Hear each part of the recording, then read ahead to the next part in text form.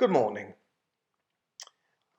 Good to be with you again this morning and to be looking a little bit more at the book of Leviticus.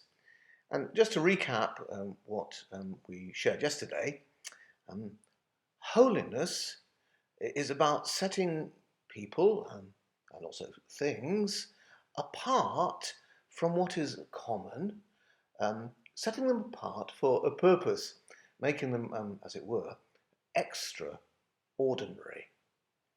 And Leviticus is a book which takes the story of the people of Israel as they're moving from slavery in Egypt to the freedom of the promised land.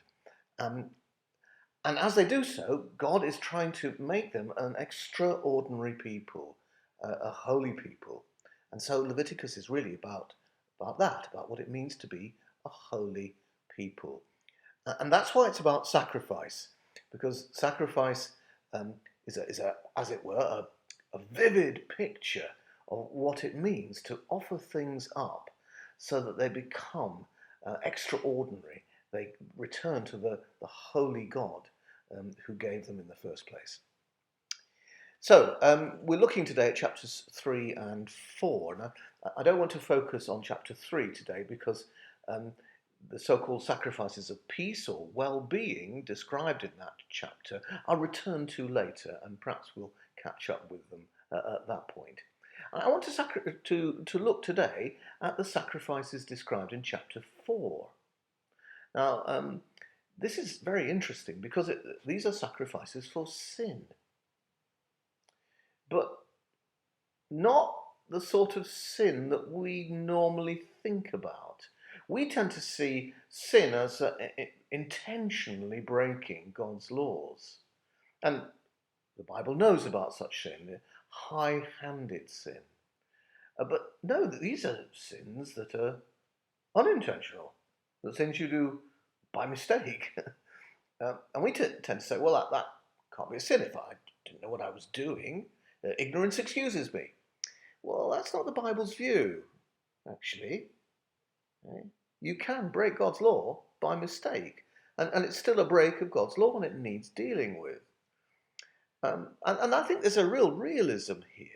I mean, after all, we are coming to realise in our own country and our own time that there are things that happened in the past which broke God's law in horrible ways. And yet at the time, most people, many people, not all perhaps, but many people didn't see it like that. I mean, the parade example, of course, is the dreadful participation of Europeans, including British people, in the appalling Atlantic slave trade, which caused such suffering. And yet many people, including, regrettably, some Christians, attempted to justify that slave trade and say it was fine. And now we know, as actually many people then were very clear about, this was a breaking of God's law. But it was done by mistake, as it were, you might say. So that's the sort of issue that's being dealt with here, and we might think of modern parallels. Indeed, I'm pretty much convinced myself that we live in an era where God's law is being broken unintentionally, by mistake, as it were, by people because they just don't want to look at certain things that are happening in our society and see how much they offend God. I'll leave you to think of examples of that. There are plenty of them, it seems to me. So that's what these chapter 4 sacrifices are about.